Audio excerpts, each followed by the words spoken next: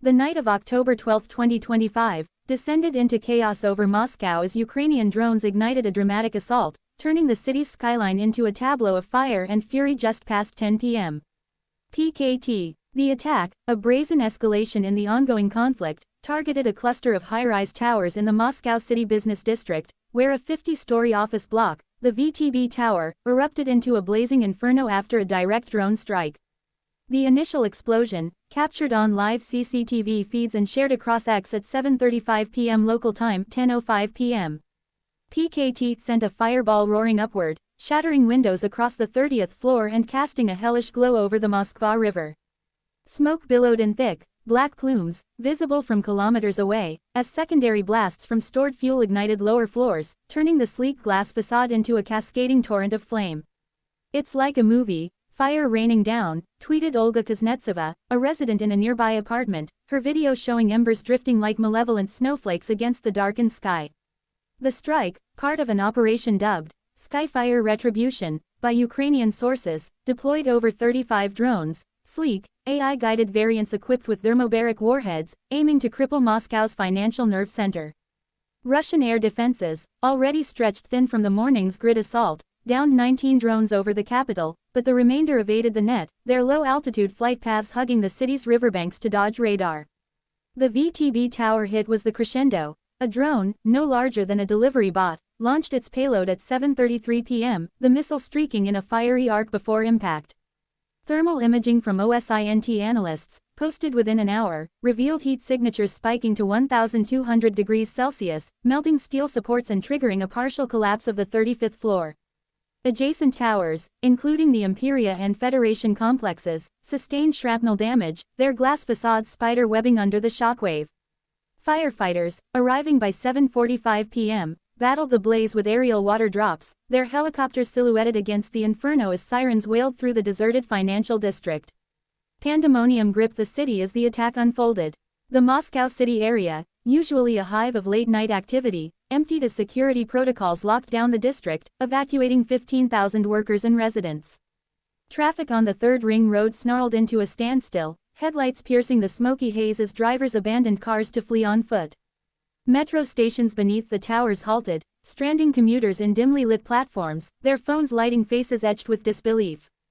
Emergency broadcasts, crackling over state radio at 7:50 p.m., urged citizens to shelter in place, while Mayor Sergei Sobyanin's telegram update at 8 p.m. confirmed a terrorist drone incursion and mobilized 1,000 National Guard troops to cordon off the zone.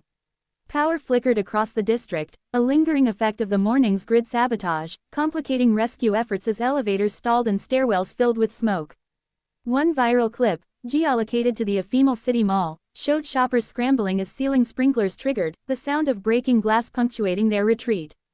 The human toll mounted with chilling precision. By 9 p.m., PKT, preliminary reports listed 22 deaths, including 6 office workers trapped on the VTB Tower's upper floors, their silhouettes vanishing in the flames captured by a drone livestream. Among the fallen was Dmitry Sokolov, a 39-year-old IT manager whose last call to his wife, recorded and shared online, pleaded for help as smoke choked the 42nd floor. Over 180 injuries flooded hospitals, burns, lacerations from flying glass, and smoke inhalation cases overwhelming trauma. Units at City Clinical Hospital No. 1. In the chaos, a rescue team lost 2 members when a collapsing beam crushed their ladder truck, the incident filmed by a bystander and viewed 1.5 million times before censorship kicked in. Evacuees from nearby towers reported hearing the drone's buzz moments before impact, a sound now etched into the city's collective memory as sirens continued to pierce the night.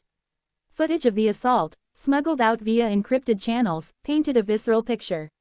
A close-up reel from a security cam showed the lead drone, a quad-rotor craft with Ukrainian markings, homing in on the VTB tower, its missile detaching with a flash before the explosion swallowed the frame. Ground-level videos, posted by residents from Presnensky district, captured the missile's mid-air arc, the fiery bloom illuminating the riverfront in dramatic chiaroscuro. Ukrainian military spokespersons, speaking anonymously from Kyiv, claimed the strike as payback for Russia's October 11 missile barrage that leveled a Kharkiv apartment block, killing 14. "Their towers burn as ours did," a source told Reuters, hinting at thermobaric payloads designed to maximize structural collapse while limiting lateral damage. The drones' autonomy, enhanced by NATO-supplied jammers, allowed them to weave through Moscow's layered defenses, turning the capital's skyline into a target range. This attack capped a week of escalating drone warfare, with Ukraine's production, now 65,000 units monthly from improvised fabs, outpacing Russia's interception capacity. Since the October 9 Technopolis raid, Kyiv's strikes have averaged 200 drones daily, targeting energy and financial hubs to mirror Moscow's winter aggression.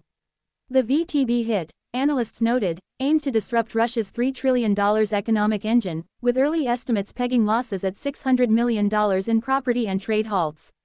Satellite images, analyzed by Bellingcat, showed the tower's upper half sagging, its steel skeleton exposed like a wounded beast, while adjacent complexes faced weeks of repair. Russia's riposte came swift. A 10 p.m. PKT missile volley on Dnipro, killing 3 and blacking out 50,000 homes, a tit-for-tat escalation that promised a sleepless night across both nations. Muscovites, jolted from their war's distant perch, reacted with a mix of rage and dread. Ex-posts oscillated between state-driven rants of NATO's hand and underground murmurs of regime fragility, with one user quipping, "Putin's skyscrapers fall faster than his promises." Small protests flared near Kutuzovsky Prospect, quickly quelled by riot police, their signs reading, "Stop the Skyfire." The Kremlin, in a 9:30 p.m. statement, labeled it Kyiv's desperate terror, with Lavrov hinting at unprecedented countermeasures that raised nuclear specters.